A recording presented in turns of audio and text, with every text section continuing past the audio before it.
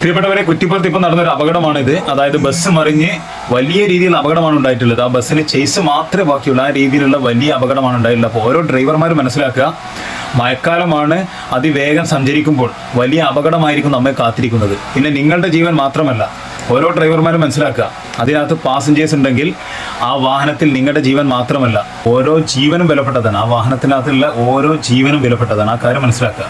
ആ ഒരു കാര്യം കൂടെ നിങ്ങളുടെ കയ്യിലായിരിക്കും കിടക്കുന്നത്. ഈ അപകടത്തിൽ 3 പേരുടെ നില ഗുരുതരമാണ് എന്ന് പറയുന്നുണ്ട്. പക്ഷെ 3 പേരാകില്ല.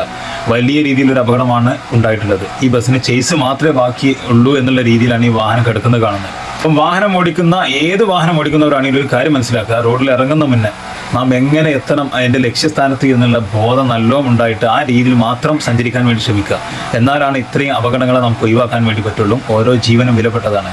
ഒരു സെക്കൻഡ് അശ്രദ്ധ മതി ഒരു ജീവൻ പൊലിയാൻ. ആ കാര്യം മനസ്സിലാക്കുക.